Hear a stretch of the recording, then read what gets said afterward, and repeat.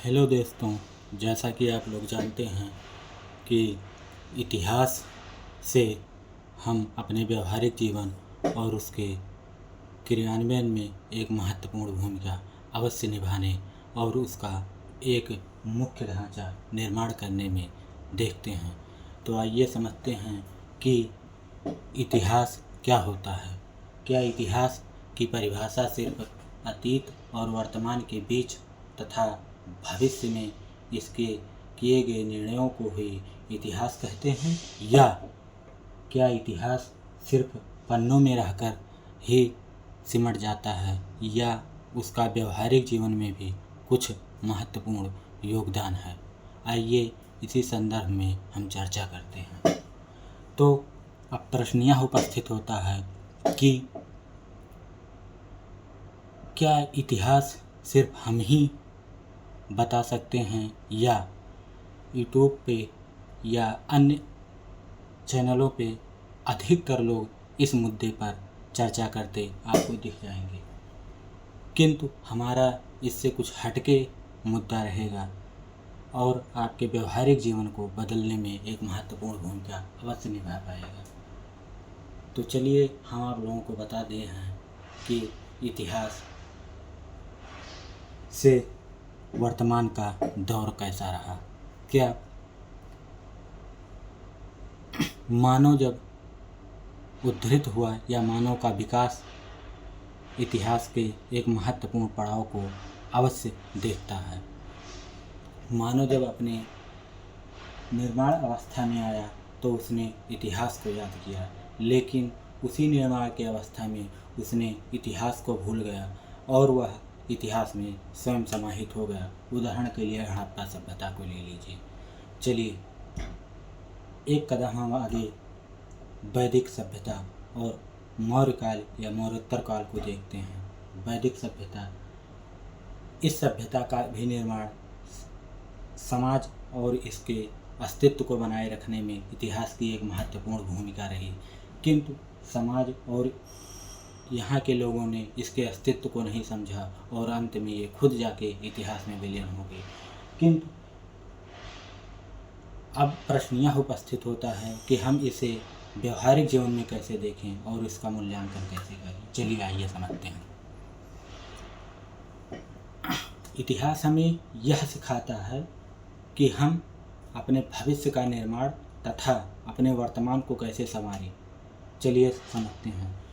इतिहास के द्वारा हम यह समझते हैं कि हम अपने जीवन में क्या सीखें, क्या छोड़ें, क्या समझें और कितना सीखें। इतिहास हमें यह भी सिखाता है कि हमें कितना झुकना है, कितना झुकाना है और किसके साथ कैसे सम्मान और किसको कितना सम्मान देना है। इतिहास हमें यह ही नहीं सिखाता बल्कि यह भी सिखाता है कि हमें अपने साम्राज्य का विस्तार कितना करना है, कैसे करना है और किसके साथ करना है। उदाहरण के लिए समझें, मौर्य काल में, गुप्त काल में तथा गुप्तोत्तर काल में अनेक राजाओं ने जब तक अपने साम्राज्य का विस्तार, भौगोलिक विस्तार को ध्यान में रखते हुए किया, तब तक वे अपने साम्राज्य को बना के रखे। किंतु जब वे यह भूल गए कि हमें अपने साम्राज्य का विस्तार कितना करना है, किस प्रकार करना है, तो इतिहास के पन्नों में दब गए और इतिहास उन्हें खुद में समाहित कर लिया। तो क्या आप यह कहेंगे तो इससे हमारे व्यवहारिक जीवन में कैसे उत्प्रेरणा मिलती है। चलिए समझते हैं। व्यवहारिक जीवन में हमें यह सिखाता है कि हम अपने इतिहास को न भूलें और न ही उसका पुनर्मूल्यांकन करने का, और उसके साथ हम कैसे अपने सामंजस्य और जलवायु तथा भूगोल को स्थापित करें, यह भी हमें सिखाता है कि इतिहास सिर्फ राजाओं, तिथियों और कुछ चंद घटनाओं का उल्लेख ही नहीं करता, बल्कि यह इतिहास ही है जो हमें महाभारत से लेके आज तक के वर्तमान युग की परिकल्पना को उद्धृत करता है। उदाहरण के लिए लीजिए रूस यूक्रेन युद्ध तथा इजराइल फिलिस्तीन युद्ध। क्या आपको यह नहीं लगता कि ये घटनाएं इतिहास से ली गई हैं? तथा क्या ये आपको ये नहीं लगता कि ये इतिहास से कुछ नहीं सीख पा रही हैं? चलिए आइए अवलोकन करते हैं। रूस यूक्रेन युद्ध सिर्फ रूस यूक्रेन का युद्ध नहीं बल्कि एक साम्राज्य विस्तार का युद्ध है। इस युद्ध में रूस यूक्रेन नहीं बल्कि खेल को कोई और रहा है और वह है चाइना। आप इसे मत भूलिए कि चाइना वैश्विक ध्रुवीकरण को एक महत्वपूर्ण भूमिका निभाने जा रहा है, वैश्विक अर्थव्यवस्था के लिए, वैश्विक भूगोल के लिए और वैश्विक इतिहास के लिए। तो आप फिर प्रश्न यह करेंगे कि तो हमें व्यवहारिक जीवन में इससे क्या समझने की आवश्यकता है? देखिए, आपको यह समझने की आवश्यकता है कि हमें अपने व्यवहारिक जीवन में, चलिए एक परिवार की भूमिका को देखते हैं।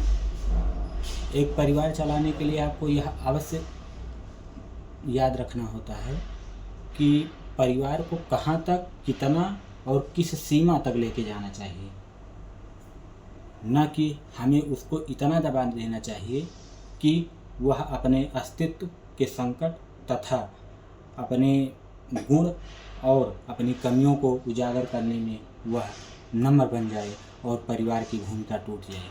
चलिए पीछे चलते हैं। महाभारत ले लीजिए। महाभारत में ही हम यह देखते हैं कि इतिहास उन्हीं मोड़ पे आके खड़ा हुआ जहाँ से दुर्योधन यह गलती कर बैठे और पांडव यह समझ सके कि हमें किस प्रकार अपने साम्राज्य का विस्तार और अपनी नीति और कूटनीति तथा अपने विवेक का प्रयोग करना है, जो आज इतिहास बन के रह गए, किंतु हमें उनके व्यवहारिक जीवन से बहुत सूचना मिलती है।